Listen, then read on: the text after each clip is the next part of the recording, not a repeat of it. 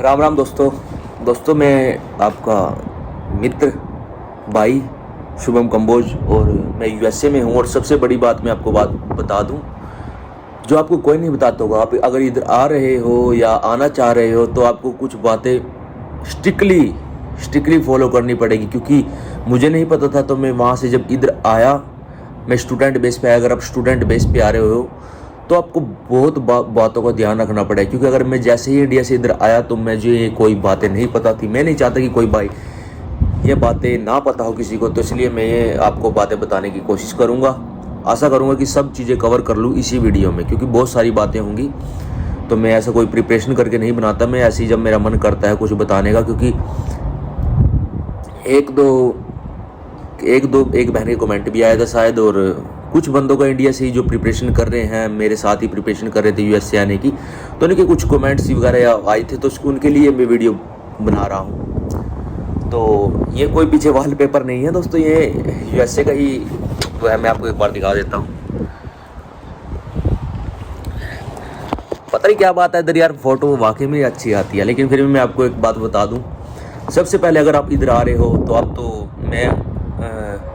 अब तो जनवरी इनटेक वाले ही स्टूडेंट आएंगे, लगभग जनवरी या मार्च वाले। तो आपको एक बात बता दूं, अगर आप इंडिया से, बांग्लादेश, पाकिस्तान या इधर से आ रहे हैं, तो सबसे बड़ी बात तो ये है कि सबसे ज़्यादा प्रॉब्लम होती है हमें एयरलाइन चेंज करने में। अगर आपकी स्टे है बीच में तो एयरलाइन चेंज करेंगे। तो जब मैं आया था तो मैंने बहुत सारी स्ट्रगल की थी, क्योंकि जब मैं सबसे पहली मेरी स्टे थी फ्रांस में, पेरिस में। जब मैं फ्रांस में, पेरिस में मेरी कम से कम 6-6.5 घंटे की स्टे थी। नहीं सॉरी, 3-3.5 घंटे की, 3.5 घंटे की स्टे थी। उसके बीच में ही हम एक टर्मिनल पे उतरे, तो दूसरा टर्मिनल बहुत दूर था। तो वहाँ जाने के लिए सबसे बड़ी बात तो है हमारी इंग्लिश इतनी अच्छी नहीं है, क्योंकि जैसे ही हम उनसे पूछते हैं, हमें चाहे इंग्लिश आती भी हो, लेकिन उनकी प्रोनाउंसिएशन के अकॉर्डिंग हम बिल्कुल फिट नहीं बैठते। उनकी प्रोनाउंसिएशन क्योंकि बहुत सारे अक्षर में खा जाते हैं, तो उसके अकॉर्डिंग हमारी प्रोनाउंसिएशन, तो हमें बहुत प्रॉब्लम हुई एक एयरलाइन से दूसरे एयरलाइन को मतलब चेंज करने में, दूसरे स्थान पे जाने में। क्योंकि बीच में चेकिंग भी होती है बहुत, कि नहीं पता कि किधर जाना है। अगर उनसे बात करें तो उनकी प्रोनाउंसिएशन बिल्कुल हार्ड होती है, बिल्कुल आउटसाइड इंग्लिश होती है। तो पेरिस में कुछ पेरिस वाले ही बंदे मिले थे, उनको कईयों को इंग्लिश आती ही नहीं थी, तो हम कैसे कम्युनिकेट करें। वहाँ सिक्योरिटी वाले होते हैं, उनकी जो इंग्लिश होती थी में कुछ शब्द खा जाते थे। जो फॉरेनर होते हैं उनके शब्द थोड़े से फ्लो में होते हैं, तो अपनी इंग्लिश थोड़ी सी बेटर होनी चाहिए। वैसे आप स्टूडेंट बेस पे आ रहे हो तो कम से कम इतना आप अक्सर कर लोगे मैनेज, इसकी कोई दिक्कत नहीं है। और स्टे अगर आपकी 1-आधे घंटे की है तो आपको प्रॉब्लम होने वाली, आपको बहुत स्पीड में काम करना होगा। क्योंकि अगर आप उतरते ही सोचो कि 1 घंटा पड़ा है अभी तो दूसरा आराम से पकड़ लेंगे, तो नहीं, ये दिमाग से निकाल देना। सबसे पहले अपने टर्मिनल पे जाना, जहाँ से आपने अपनी एयरलाइन को पकड़ना है, वहाँ पर स्टे करने का या बैठने का बहुत अच्छा वो है। दूसरी बात, अगर आप इंडिया से आ रहे हैं, अपनी पासपोर्ट साइज़ फ़ोटो ज़रूर लेके आना। और अब आप सोच रहे होंगे पासपोर्ट साइज इतनी, इंडिया वाली पासपोर्ट साइज नहीं, अमेरिका का पासपोर्ट साइज अलग होता है। आप नेट से उसकी देख सकते हो कि कितने बाई कितने की फ़ोटोज़ चाहिए, तो वो जितनी हो सके उतनी ले आना, क्योंकि इंडिया में बहुत सस्ती पड़ती है। इधर से मुझे नहीं पता था, मैंने इधर से बनवाई थी, मैंने 8 फ़ोटो बनवाई थी, 8, और मेरे $75 लगे थे। $75 मतलब पता कितना होता है, यानी कि 6,000 रुपये इंडियन रुपीज़ के अकॉर्डिंग, बहुत ज़्यादा होता है। जैसे हम भी चौंक गए थे $75 देते हुए। और अगली बात, यहाँ का जो मौसम है, मौसम मैं आपको एक बार दिखा देता हूँ। ये देखिए, इधर बादल आ गए हैं ना। ये जो मौसम है बहुत जालिम है, बहुत ठंडी हवा है। और अगर आप जनवरी टेक में आ रहे हो तो आपको 2 चीज़ें प्रीफर करता हूँ। एक तो अपने सर्दी का कुछ ना कुछ डाल के आना, क्योंकि आप इंडिया से थोड़ी सर्दी में निकलोगे। जनवरी में सर्दी इंडिया में भी होती है, लेकिन इधर आकर माइनस में टेम्परेचर चढ़ जाता है, वो प्रॉब्लम होती है बहुत ज़्यादा। इस समय भी मुझे बहुत ठंडी हवा लग रही है। इधर अगर माइनस में टेम्परेचर जाता तो उसी के अकॉर्डिंग अपने 1-2 सामान बाहर टैची से बाहर निकाल के रखो। जैसे ही आप इधर लैंड करोगे तो इधर बर्फ़ वगैरह की भी संभावना हो सकती है, इसलिए मैं आपसे रिक्वेस्ट करूँगा कि अपने मोटे 2-3-4 कपड़े तो जरूर लेके आना। मुझे पता है यहाँ पर यहीं के कपड़े चलते हैं, लेकिन फिर भी आपको यही प्रीफर करूँगा कि आप अपने साथ अपने जो भी है इक्विपमेंट लेके आएँ। और दूसरा, आप स्टूडेंट हो, आपको इधर आकर शॉपिंग जरूर करनी पड़ेगी और शॉपिंग बहुत महंगी होती है, इसलिए अपने खाना बनाने के जो मेन इक्विपमेंट होते हैं, जैसे कुछ बर्तन हो गया, जो भी हो गया, गिलास, थाली, जो भी है वो भी जरूर लेकर आना। वो भी बहुत महंगा पड़ता है इधर से। आप क्या सोच रहे हो कि इधर सिर्फ कमाई है? नहीं, इधर खर्चे भी बहुत है। अगर आप मिडिल क्लास फैमिली से बिलोंग करते हो तो आपको ये चीज़ें प्रीफर करता हूँ कि ये जरूर लेकर आना। और जो भी सामान ला सकते हो। वैसे भी एक स्टूडेंट के साथ, मेरे साथ जो एक बंदे के साथ उन्होंने कितना 58 केजी आप ले जा सकते हो। एक मतलब 58 केजी इस बैठता है यहाँ पे, यानी कि 2 टैंची, आप दो सूटकेस और एक टांगने वाला बैग 12 केजी का ले जा सकते हो। लगभग ये 58 केजी 60 केजी तक बैठ जाता है आसानी से। आपको टिकट्स में ये मेंशन हो जाएगा कि आप कितना वेट ले जा सकते हो, उसकी टेंशन नहीं है। तो उसमें आप बहुत सारा कवर हो जाएगा। मैं अपनी बात बताऊँ, मैं अपने गांव से ही बोलता हूँ। मैं अपने इंडिया से ही अपना आटा, चावल और बहुत सारे बर्तन लेके आया था। और दूसरी बात मैं आपको बता दूँ कि यहाँ के स्विच अलग हैं, स्विच। तो अगर आप इंडिया से कोई ग्राइंडर वगैरह कुछ ऐसी चीज़ लाने की सोच रहे हो, इलेक्ट्रिक सामान, तो वो मत लाना, क्योंकि यहाँ चलेगा नहीं। और यहाँ चलेगा नहीं तो उसका कोई फ़ायदा नहीं है। बेफालतू का आपके सूटकेस में वजन होगा, उसकी जगह आप कुछ और भी सामान कैरी कर सकते हो। क्योंकि हम यहाँ पर ग्राइंडर लाए थे, फिर मैंने उस ग्राइंडर की तार को काट के उसमें 2 में निकलते हैं, तो ऐसी स्विच में डाल के चलाने की कोशिश की। तो यहाँ की वोल्टेज अलग है भाई, तो वैसे मत करना, क्योंकि बहुत लो चल रही है, चल तो रही है, मुझे नहीं पता कब फूक जाए वो, लेकिन फिर भी जितना काम चला रही है उतना चला रहा हूँ ग्राइंडर से। और एक इधर आते ही सबसे बड़ी बात, अपने साथ छाता, हो सके छाता जरूर लेके आना, क्योंकि यहाँ 2 मिनट के अंदर बारिश स्टार्ट हो जाती है। 2 मिनट के अंदर बारिश स्टार्ट हो जाती है, 2 मिनट में रुक भी जाती है। तो इसलिए छाता बहुत ज़रूरी है, क्योंकि आप नए आओगे, आपके पास कोई गाड़ी थोड़ी होगी। अगर आपके कोई रिलेटिव है इधर तो बात अलग है, लेकिन अगर आप सोच रहे हो कि स्कूल के कैंपस में रहना है, या स्कूल मतलब यूनिवर्सिटी बोल रहा हूँ मैं, क्योंकि इधर स्कूल बोलते हैं यूनिवर्सिटी को, स्कूल के कैंपस में रहना है, या स्कूल के आउटसाइड बने होते हैं छोटे छोटे घर वगैरह जो स्कूल ही लीज पे देते हैं, School यानी कि आपकी यूनिवर्सिटी उसको लीज पे देती है। अगर उसमें रहना चाह रहे हो तो फिर अपने साथ एक छाता जरूर लेके आना। इधर ये चीज़ें बहुत ज़्यादा ज़रूरी है। और स्पेक्स वगैरह भी ला सकते हो आप अपने। तो ये तो चलो अलग बातें हो गई, मैं सिर्फ इम्पोर्टेंट इक्विपमेंट की बात करता हूँ जो इम्पोर्टेंट है, वेरी वेरी इंपॉर्टेंट। दूसरी बात, अगर आप यहाँ किसी को जानते नहीं हैं और आप इधर आ रहे हैं, सीधा ही स्कूल कैंपस में जाने की सोच रहे हैं कि जाते ही आपको रूम प्रोवाइड हो जाएगा या कुछ रहने की व्यवस्था हो जाएगा, तो ऐसा नहीं है भाई। उसके लिए 1-2 दिन का प्रोसेस मांगते हैं। अगर आप ये कैंपस में रहना सोच रहे हैं तो वो आपको बहुत ज़्यादा समय लगेगा।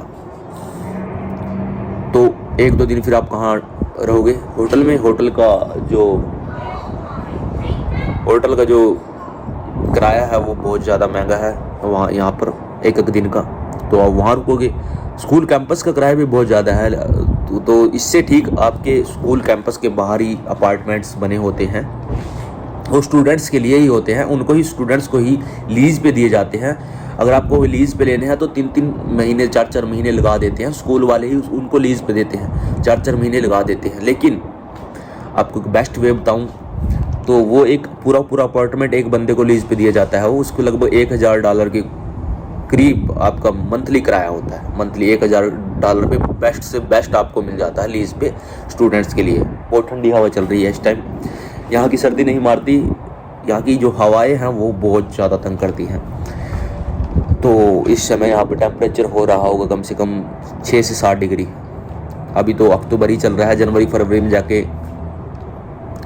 बर्फ़बारी होगी। तो मैं आपको बता रहा था कि लीज़ पे नहीं, ऐसा कुछ नहीं। सबसे पहले आपने क्या करना है, आपने यूट्यूब के माध्यम से या फेसबुक के माध्यम से, इंस्टाग्राम के माध्यम से हर एक यूनिवर्सिटी का एक संगठन होता है, जैसे इंडिया से आने वाले स्टूडेंट्स के लिए या आउट यूएसएससी जो आउट से कोई भी स्टूडेंट आता है उनको सपोर्ट करने के लिए हर एक यूनिवर्सिटी ने एक यूनियन बना रखा है। मैं जब आया था तो मुझे नहीं पता था, मैंने इंस्टाग्राम पे एक बंदे से राम के नाम से, ईश्वर की कृपा देखो भगवान श्री राम को ही मानता, और राम के नाम से एक बंदे ने मुझसे ऑटोमेटिक ही मैंने कॉन्टैक्ट किया, तो उसने मेरे साथ मुझको कैंपस भी, मुझे रहने का सब कुछ उसने प्रोवाइड करवा दिया, मुझे 1% भी दिक्कत नहीं हुई। लेकिन आपको दिक्कत हो सकती है, इसलिए आपको प्रीफर कर रहा हूँ कि प्लीज़ जैसे ही आप,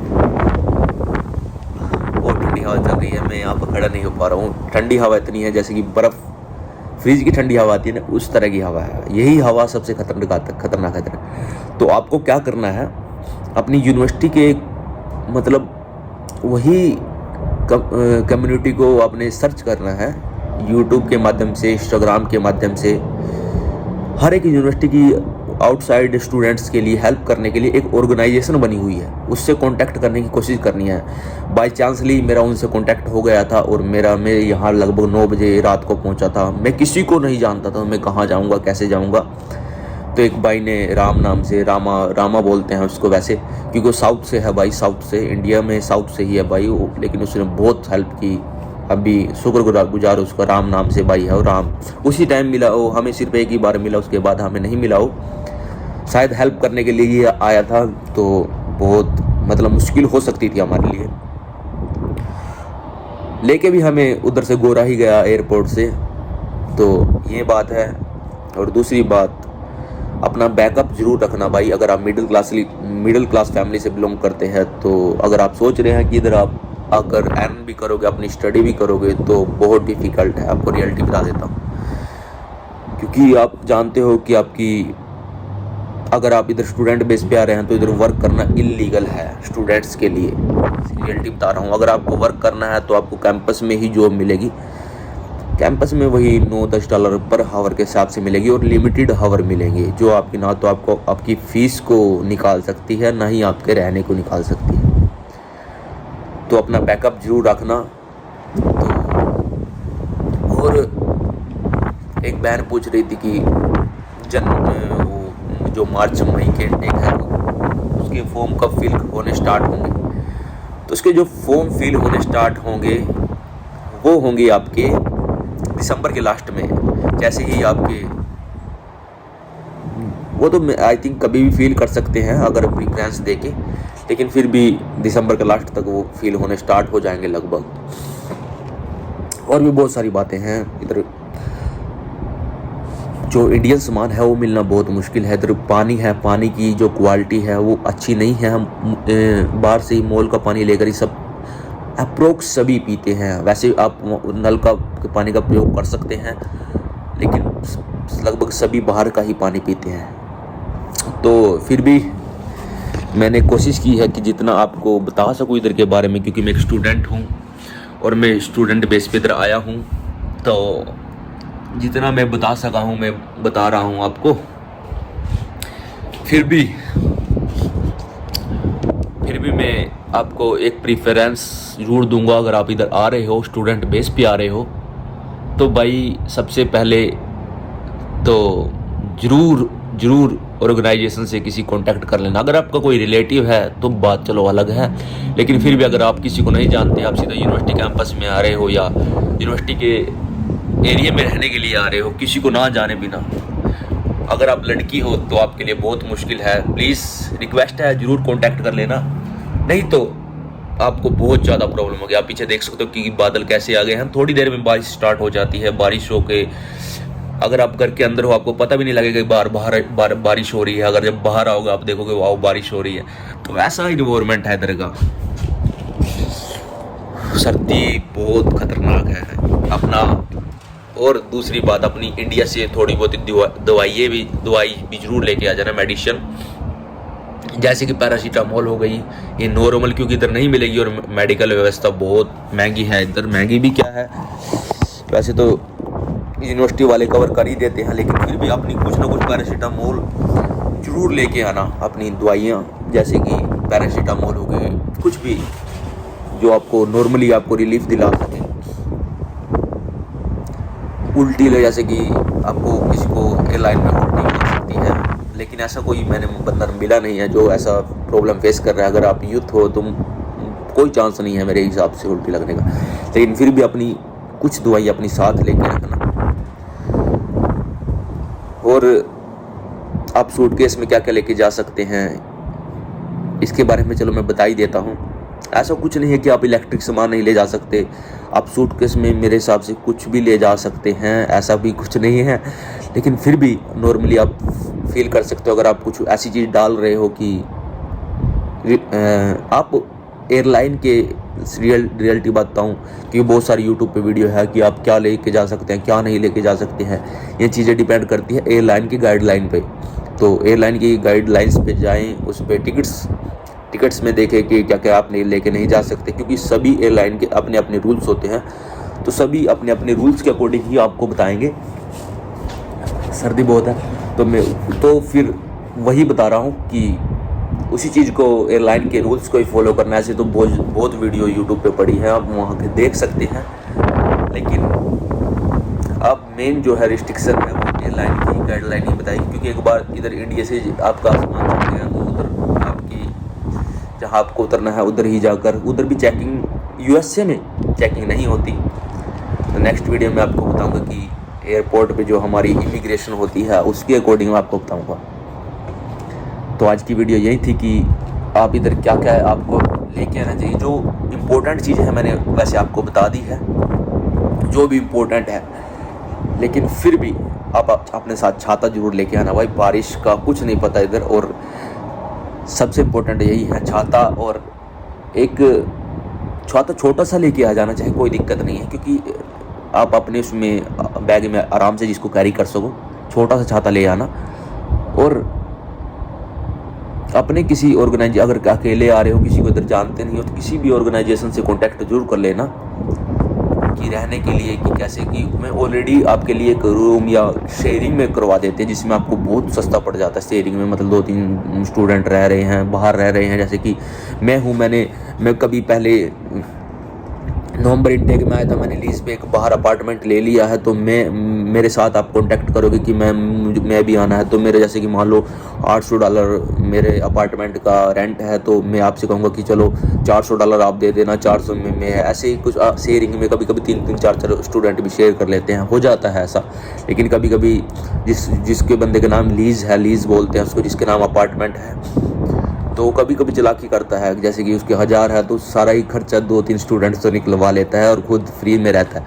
तो फिर भी आपकी मजबूरी होती है, आपको रहना पड़ता है, तो उनसे कांटेक्ट जरूर कर लेना। मेरे कहने का मतलब है 1 मंथ पहले ही स्टार्ट कर देना कांटेक्ट करना।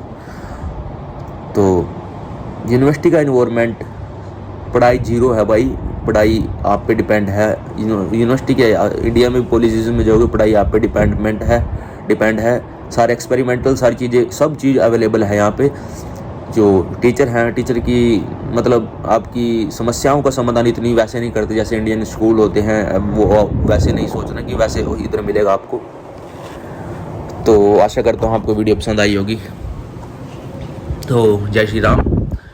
और अगर कुछ और भी क्वेश्चन हैं तो कमेंट में ज़रूर पूछिएगा, मैं बताने की कोशिश करूँगा। नेक्स्ट वीडियो में अगर कोई आपका जो ज़्यादा ही बेटर या आपको ज़्यादा इंपॉर्टेंट कोई क्वेश्चन आपने पूछ लिया तो नेक्स्ट वीडियो बनाने की कोशिश करूँगा। जय श्री राम।